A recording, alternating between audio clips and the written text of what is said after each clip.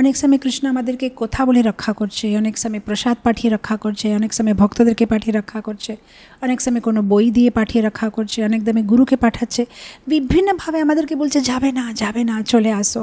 কিন্তু আমরা সে কথাটা শুনতে চাচ্ছি না। যেরকম আমাদের নিজের জীবনে আমরা দেখি, ধরেন মাঝরাত্রে ছোটো বাচ্চা কাঁদছে, তাকে আমরা ভাগবতম ক্লাস দিতে পারবো না যে তুমি কেন কাঁদছো বেটা, কান্দা ভালো না, না ছোটো বাচ্চাও কিছু বুঝবে না, ও এরকম করে ওকে খেলাতে হবে। কিন্তু ধরেন মাঝরাত্রে কোনো বড় বাচ্চা উঠে বলছে আমি এখন খেলবো, তাকে আমরা বলতে পারবো না ঠিক আছে তুমি খেলো, তাকে আমরা জ্ঞান দেবো, দেখো এরকম করতে নেই, সকালবেলা উঠে খেলবে, ভোরে খেলবে, এখন খেলতে না, এখন ঘুমাবার সময়। তো একই বাচ্চা কিন্তু ছোট ছিল তখন আমাদের ব্যবহারটা আলাদা ছিল, যখন সে বাচ্চাটা একটু বড় হয়ে গেছে তাহলে আমাদের ব্যবহারটা আলাদা আছে। ব্যবহারটা আলাদা হতে পারে কিন্তু উদ্দেশ্যটা একই আছে, তার রক্ষা করা, তাকে ভালোভাবে গাইডেন্স দেওয়া, মানে গার্ড করা আর গাইড করা, এই দুটাই তো আমরা করছি। এরকম ভগবান আমাদের জীবনে অলগ অলগ পরিস্থিতি নিয়ে আসে, অনেক সময় ভালো, অনেক সময় খারাপ, কিন্তু প্রতি পরিস্থিতিতে ভগবান আমাদের সাথে অন্যায় করছে না, কিছু না কিছু শিখাচ্ছে আর রক্ষা করছে। হতে পারে কিছু পরিস্থিতি আমাদের ভালো লাগে, কিছু ভালো লাগে না, কিন্তু ভগবানের উদ্দেশ্যেতে কোনো খোট নেই, ওনার উদ্দেশ্য তো একই আছে। যেরকম মা বাবা অনেক সময় বলবে ঠিক আছে খেলো, অনেক সময় বলবে না না না খেলা হবে না, ঘুমাও, কিন্তু দুটোতে উদ্দেশ্যে ভালোই আছে। ভগবদ্গীতাতে ভগবান বলেছেন নামে ভক্ত প্রণশ্যতি। কিন্তু আমরা যদি ভাগবত পড়ি, বিভিন্ন শাস্ত্র পড়ি, তখন আমরা দেখি যে প্রায় ভক্তদের জীবনে অনেক কষ্ট আছে। আমি একটা লিস্ট বানালাম বসে বসে, যে আমরা যদি দেখি পরীক্ষিত মহারাজ, তার বেশি কিছু দোষ ছিল না, একবার খিদে লেগেছে কিংবা তেষ্টা পেয়েছে তো একটু রাগ মানে রেগে ওই মরা সাপটা সাধুর গলাতে পরিয়ে দিয়েছে আর 7 দিনে মরে যাবে বলে এত বড় শ্রাপ পেয়ে গেছে। আমরা দেখি অম্বরীশ মহারাজ, তার কিছু দোষ না, একাদশী পরের দিনে 1 বছর থেকে একাদশী করছে, পারায়ণ করতে জন্য একটু জল নিয়েছে চরণামৃতের মতো, তো দুর্বাসা মুনি ওকে মারতে জন্য রাক্ষস পাঠিয়ে দিয়েছে। আমরা দেখি তুকারাম, ভক্ত তুকারাম, তার জীবনে তার কাছে কিছু টাকা পয়সা ছিল না, কোনো রকম তার জীবনযাপন করছিল, তা ওকে অনেক লোক কষ্ট দিচ্ছিল। আমরা দেখি মীরাবাই, তার কিছু দোষ না, ভগবানের ভক্তি করতে যায়, তাও ওকে বিষ খেতে বলেছে তার নিজের স্বামী। আমরা দেখি জয়দেব গোস্বামী, তার কিছু দোষ নেই, তাও কোনো রাস্তার চোর গেল 2টো হাত কেটে একটা কুয়ার ভিতরে ওকে জয়দেব গোস্বামীকে ফেলে দিয়েছে।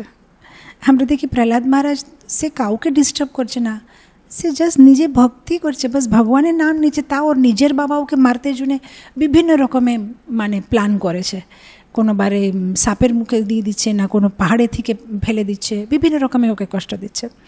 আমরা দেখি চিত্রকেতু মহারাজ, তার কিছু দোষ ছিল না, শিব পার্বতী সাথে করে বসে আছে ভাগবতম ক্লাসের ভিতরে, সে হাসি বলে দিয়েছে যে দেখো শিবের একটা কি বলে বৈরাগ্য, কত বড় বৈরাগ্য, সে স্ত্রীকে কোলে বসে ভাগবতম ক্লাস দিতে পারছে, সে একটু হাসি করে বলল, তাতে এত বড় শ্রাপ পেয়ে গেছে, একটা রাক্ষস হয়ে গেছে। আমরা দেখি আমাদের সাউথ ইন্ডিয়াতে ভক্ত রামদাস বলে একটা খুব মহান বড় ভক্ত, দোষ কিছু না, ও কিছু পয়সা ট্যাক্সের কিছু পয়সার ইন্টারেস্ট যেটা আছে সেটা নিয়ে একটা মন্দির বানিয়েছে ভগবানের জন্য, সে নবাবকে ঝেলে দিয়ে অনেক কোড়া মেরেছে, ও অনেক কষ্ট পেয়েছে।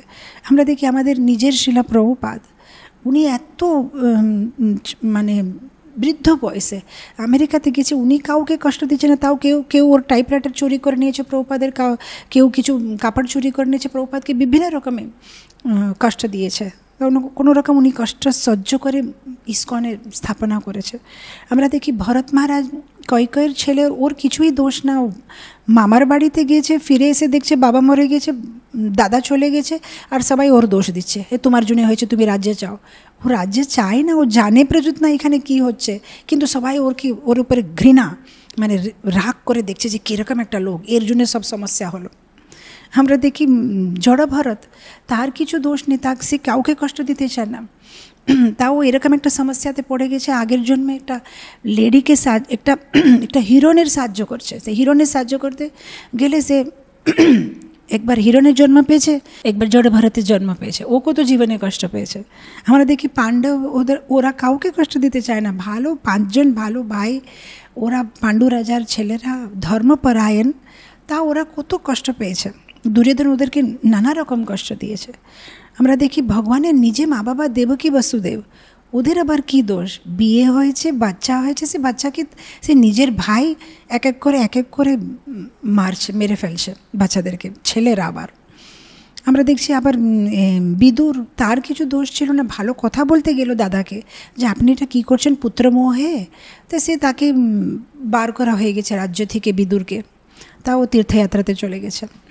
আমরা দেখি ভগবান রাম, ওনার কি দোষ ছিল? রাজ্যাভিষেক হবে কালকে, আজকে বলে দিয়েছে তোমার 14 বছর বনবাস, যাও, চলে যাও। আমরা দেখি ধ্রুব মহারাজ, ওনার তো কিছুই দোষ না, ছোট 5 বছরের বাচ্চা বাবার কোলেতে বসবে, তাতেই ওর স্টেপ মাদার ওকে ধাক্কা মেরে দিয়েছে যে তুমি বসতে পারবে না বাবার কোলেতে, তোমার কোনো হাক নেই। হাক তো আছে, ওই হচ্ছে একটা রাজার ছেলে, কিন্তু বলছে না তুমি বসতে পারবে না, যেহেতু আমার গর্ভ থেকে তোমার জন্ম হয়নি। আমরা দেখি কুন্তী দেবী, তার কি দোষ আছে?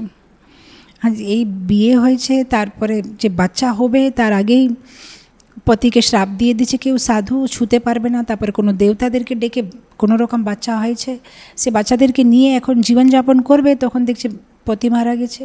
এখনও 5 জন বাচ্চা, একটা মহিলা, সে 5 জন বাচ্চাকে কোনো রকম মানুষ করেছে, কোনো রকম বড়ো করেছে, তারপরে থেকে জীবনে কষ্টই কষ্ট।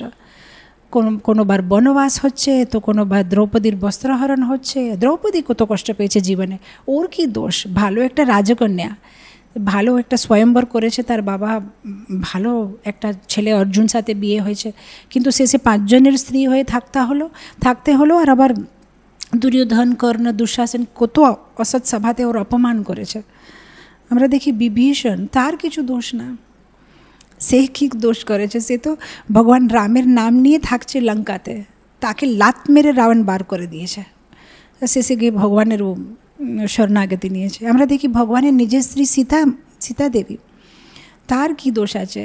সে রাজ্য সব সুখ সুবিধা ছেড়ে তার স্বামীর সাথে, তার পতির সাথে বনবাসে আছে, সেখানে কোনো রাক্ষস ব্রাহ্মণের রূপে এসে তার অপহরণ করে চলে গেছে। সে কি বুঝবে?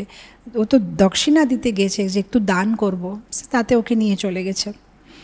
আমরা দেখি অক্রূরের কোনো দোষই নেই, অক্রূর ভালো ভক্ত।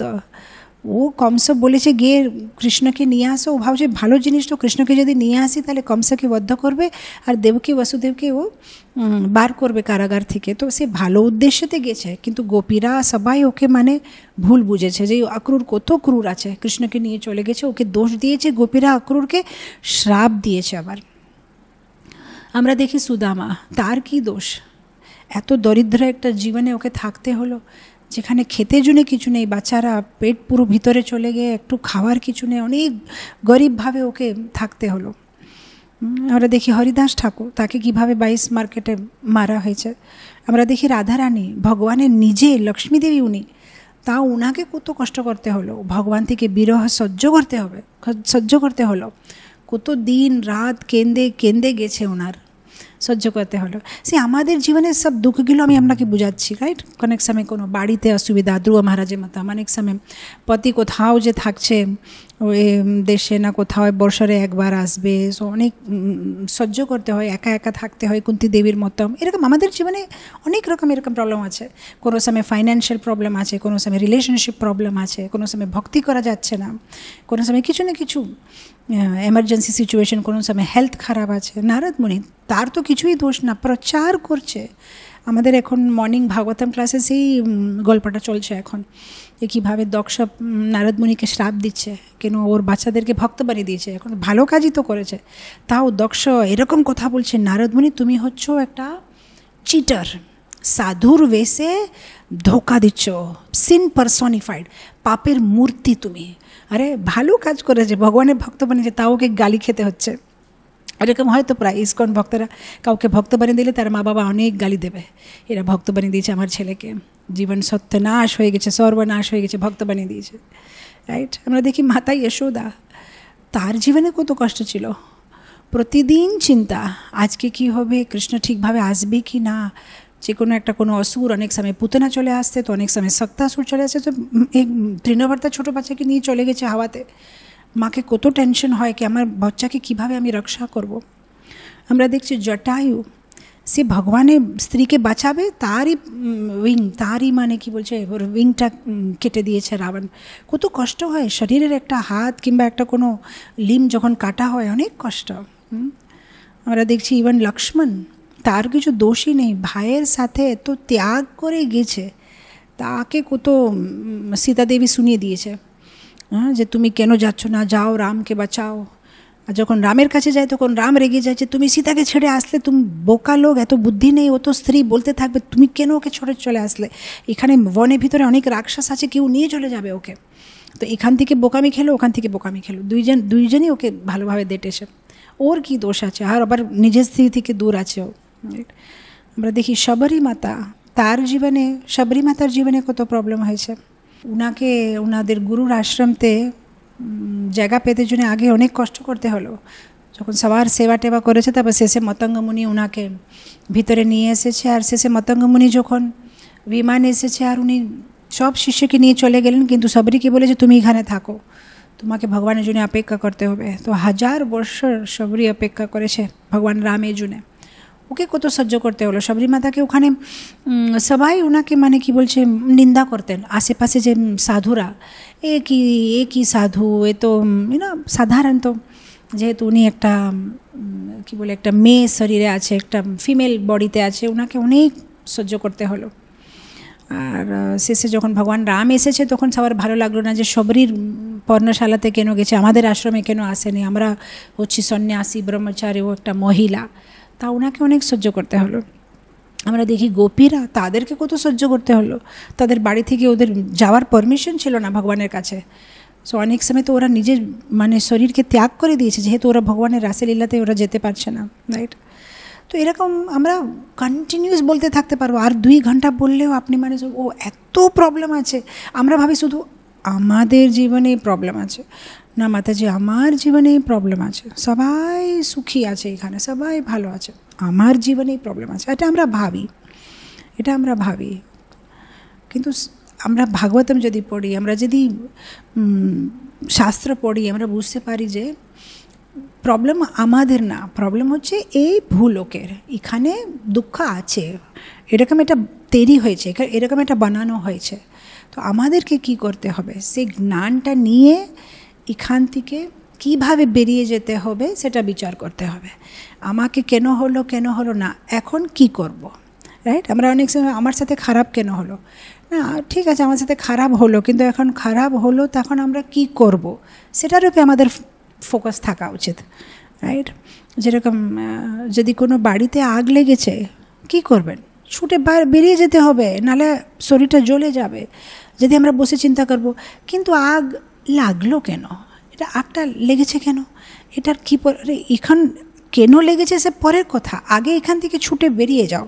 আগ লেগে গেছে যখন বাড়িতে, সব কিছু জ্বলে যাবে। এরকম যদি আমরা এর জন্যে সমস্যা হয়েছে আমার জীবনে, ওর জন্যে হয়েছে এটা, আরে কার জন্যে হয় না, সব কিছু আমাদের কর্ম, পূর্বর কর্ম আছে, সে সময় গেলে সব ঠিক হয়ে যাবে। আর যদি না ঠিক হয় তাহলে সেটাই ভগবানের একটা কিছু প্ল্যানিং আছে, কিন্তু ভগবানের প্ল্যানিংটা অনেক ডিফারেন্ট থাকে, ভগবানের রক্ষা অনেক ডিফারেন্ট থাকে। অনেক সময় ভগবান আমাদেরকে সে পরিস্থিতি থেকে বাঁচিয়ে রক্ষা করে, অনেক সময় সে পরিস্থিতিতে আমাদেরকে রেখে আমাদেরকে সে পরিস্থিতি থেকে বেরোনোর জন্য শক্তি দেয়। অনেক সময় সে পরিস্থিতিতে আমাদেরকে রেখে সে পরিস্থিতি থেকে কিছু দেয়, কিছু শিক্ষা, যে আমরা কিছু শিখবো, আমরা কিছু ভালো হব। যেরকম আমরা দেখি অনেক সময়, আপনি দেখবেন অনেক সময় সিনেমাতে, বইগুলোতে আপনি দেখবেন স্টার্টিংয়ে হিরোকে অনেক মারছে, কেউ মারছে, আর তারপরে ইন্টারভেলের পরে দেখবেন সে হিরো মানে মার খেয়ে এখন এত মানে ওর রাগ আসে, এইবারে ও বলছে না এখন আমি মারবো, তারপরে ও সব ভিলেনদেরকে মেরেতে মা বাবাকে বাঁচিয়ে নিয়ে আসে। তো এরকম আমাদের জীবনে যখন কষ্ট আসে মানে ভগবান আমাদেরকে কিছু শেখাতে চাচ্ছে, কিংবা আমাদের অনেক খারাপ কর্ম ছিল, সে ভগবান তাকে একটু কমিয়ে দিয়েছে, সো দ্যাট আমরা তাড়াতাড়ি সে কর্মটা শেষ করে আমরা ভগবদ্ধাম চলে আসতে পারবো। ভগবানের কিছু না কিছু প্ল্যান থাকে, ভগবান আমাদেরকে খুব ভালোবাসে। যদি ভগবান আমাদেরকে সব কিছু দেয় তাহলে সেটা ওনার ভালোবাসা, যদি ভগবান আমাদের থেকে সব কিছু নিয়ে নেয় তাহলে সেটাই ওনার ভালোবাসা। কিন্তু আপনি দেখবেন দশম স্কন্ধতে ভগবান কী বলছেন, यस्याहम अनुग्रहणामि हरिष्ये तद् धनम সে নেই, আমি যাকে খুব ভালোবাসি তার থেকে সব কিছু নিয়ে নিই। অবশ্যই এটা শুনলে আমাদের ভয় লাগে। যখন আমি ছোটোবেলা এটা শুনেছি আমার অনেক ভয় লেগেছে যে আরে আমার থেকে ভগবান আমার যেটা ভালো লাগে সেটা নিয়ে নেবে, তাহলে আমি ভক্তি করবো না। কেন আমি আমার মা বাবাকে খুব পছন্দ করি, আমি চাই না যেন আমার মা বাবাকে ভগবান নিয়ে নেয়। তার আমি ভাগবতম ক্লাসে ছোটো বাচ্চা ছিলাম, 6 ক্লাসে 7 ক্লাসে, আমি হাত উঁচা করলাম, আমি বললাম মহারাজ এটা বুঝতে পারলাম না, আমার তো ভয় লাগছে, তাহলে আমি ভক্তি করবো না। কেন ভগবান বলছে যাকে আমি ভালোবাসি তার থেকে সব কিছু নিয়ে নিই, তো ভগবান যদি আমাকে ভালোবাসবে আমার থেকে সব কিছু নিয়ে নেবে। তখন স্বামীজি বললেন আরে তুমি কোন ক্লাসে পড়ছো? আমি 6 ক্লাসে। আচ্ছা তুমি 6 ক্লাসে পড়ছো, তাহলে তোমাকে পরীক্ষার সময় কোন পেপার দেবে? 10 ক্লাসের পেপার দেবে না 6 ক্লাসে? আমি বললাম 6 ক্লাসেই দেবে, 10 ক্লাসের কেন দেবে, 10th ক্লাসে। তো এরকম তখন মহারাজ বলেছে দেখো তোমার ভক্তিতে যত লেভেল আছে ওতে, তুমি ভক্তিতে যে লেভেল আছো, যত যেরকম একটা পরীক্ষা পাস করতে পারবে ভগবান সেরকমই পরীক্ষা দেবে তোমাকে, তোমাকে বেশি চিন্তা করতে হবে না। ভক্তিতে যে লেভেল আছে সেভাবে ভগবান পরীক্ষাগুলো পাঠাবে, আর ধীরে ধীরে সে পরীক্ষাতে আমরা উত্তীর্ণ হলে আরেকটা স্টেপ ভক্তিতে আমরা আগে যেতে থাকবো, রাইট? কিন্তু ভগবানের উদ্দেশ্য আমাদেরকে কষ্ট দেওয়া না, উনি কোনো স্যাডিস্ট গড না যে আরে একে কষ্ট দেবো। যেরকম মা বাবা কোনো বাচ্চাকে মারলে মা বাবার কি ভালো লাগে, আরে আজকে আমার বাচ্চাকে মারলাম কি মজা এসেছে, আনন্দ এসে গেছে, একদম হৃদয়ের ভিতরে মজা এসে গেছে। না, দুঃখ লাগে। বাচ্চাকে কেউ যদি রাগ দেখায় মারলে মা বাবার আরও কষ্ট পায়, মানে পুরো হৃদয়ের ভিতরে মানে একদম যন্ত্রণা হয়ে যায়, আরে আমি এরকম কেন বকলাম, কিন্তু ভালো জন্যে করে। এরকম যখন একটা জীব কষ্ট পায় ভগবান অনেক দুঃখ পায়, জীবের থেকে বেশি ভগবান দুঃখ করে। কিন্তু অনেক সময় এরকম একটা পরিস্থিতি থাকে সেখানে ভগবান আমাদেরকে কিছু শিখাতে জন্যে সে পরিস্থিতিতে আমাদেরকে ঢালে। তো ভগবানের উপর আমাদেরকে বিশ্বাস করতে হবে। ভগবান আমাদেরকে বিভিন্নভাবে আলাদা আলাদা করে উনি আমাদেরকে রক্ষা করতে চায়। যেরকম আমরা দেখি যখন গজেন্দ্র মোক্ষে আমাদের চোখের সামনে আমরা দেখতে পাচ্ছি যে একটা হাতি সে কত কষ্ট পাচ্ছে। হ্যাঁ, আপাতত কষ্ট পেয়েছে, কিন্তু শেষ কি হয়েছে, ভগবান বিষ্ণু নিজে এসেছে আর তাকে মোক্ষ পেয়ে গেছে। আচ্ছা ধরেন যদি ও কষ্ট পেত না, ঠিক আছে, আমরা গজেন্দ্রের স্টোরিটা চেঞ্জ করে দিই ভাগবতমে। ও গেছে জলের ভিতরে, তার স্ত্রীদের সাথে স্নান করছিল, অনেক আনন্দ পেয়েছে, আর তারপরে ও যে ক্রকোডাইল এসেছে সে ক্রকোডাইলকে লাত দিয়ে ফেলে দিয়েছে, আরও আনন্দ করেছে। আচ্ছা আপনি ভাবেন ও ওয়াও খুব ভালো, ওর জীবনে কোনো কষ্ট নেই। কিন্তু এখন কি হবে, যেহেতু ও হাতির শরীরে আছে, এখন আমরা জানি না ও কখন মানব শরীর পাবে, আর কত বছর এরকম হাতি শরীরে থাকবে, তারপরে অন্য জীবের শরীর পাবে, তারপরে অন্য জীবের শরীর পাবে, শেষে কখন যে ও মানুষ হবে জানি না। তো এটা কীরকম একটা হেল্প হলো, এটা তো ভগবানের রক্ষা হলোই না যদি ভগবান ওকে ছেড়ে দেবে। কিন্তু ভগবান একটা বিপরীত পরিস্থিতি তৈরি করেছে, যেখানে ওকে ওই ক্রকোডাইলটা মানে ওকে ওর পাইটা ধরে নিয়েছে, তখন ওর সাথে সাথে মনে পড়ে গেছে আরে আমাকে ভগবানে প্রার্থনা করতে হবে। তখন ওর শুন্ঠ দিয়ে ও ভগবানের জন্য কমল পুষ্প নিয়ে ভগবানে প্রার্থনা করেছে। তো সে ওটা হয়ে গেছে ওর লাস্ট জন্ম, আর ও ভগবানের সাথে ভগবত ধাম চলে গেছে। তো হ্যাঁ কষ্ট হয়েছে, কিন্তু শেষ পরিণামটা কত ভালো হয়েছে। আমরা দেখি যেরকম কুন্তি দেবীর কত বুদ্ধি আছে, উনি কষ্ট পেয়েছে কিন্তু উনি ভগবানকে কি বলছে, কুন্তি দেবী ওনার প্রার্থনাতে ভগবানকে বলছে আরও কষ্ট আসুক। কেন, যখন কষ্ট আসছে তখন আপনাকে দেখতে পাচ্ছি, আপনি আমাদের কাছে আসছেন, আর আপনাকে দেখলে বারবার জন্ম নিতে হবে না। সো ঠিক আছে আসুক, কষ্ট আসলে কোনো অসুবিধা নেই, কিন্তু আপনাকে দেখতে চায়। তো কুন্তি মহারানীর এত বুদ্ধি আছে যে এ হচ্ছে তাৎকালিক পরিস্থিতি। যেরকম প্রভুপাদ একবার গাড়িতে করে যাচ্ছিলেন, তো ওখানে কোনো রোড বানানো হচ্ছে, তো ওখান থেকে গাড়ি যেতে দিচ্ছে না। তো ওখানে একটা বড় বোর্ড আছে, temporary inconvenience for permanent convenience, মানে তাৎকালিক অসুবিধা শাশ্বত সুবিধা জুনে একটু সহ্য করেন। যে কেন, রোড যখন হবে সবাই আনন্দ পাবে, আপাতত কষ্ট আছে, যেহেতু রোডটা বন্ধ আছে, আবার ঘুরে নিতে হবে, ইউটার্ন করতে হবে, হ্যাঁ কষ্ট পাচ্ছি, কিন্তু পরে যখন সুন্দর রোড হয়ে যাবে তখন সবাই আনন্দ করবে। এরকম আমাদের জীবনে যখন কষ্ট আসে, যখন কষ্ট আসে তখন একটু মানে বিচলিত হয় মন, কিন্তু পরিণাম শেষে ভালো হবে।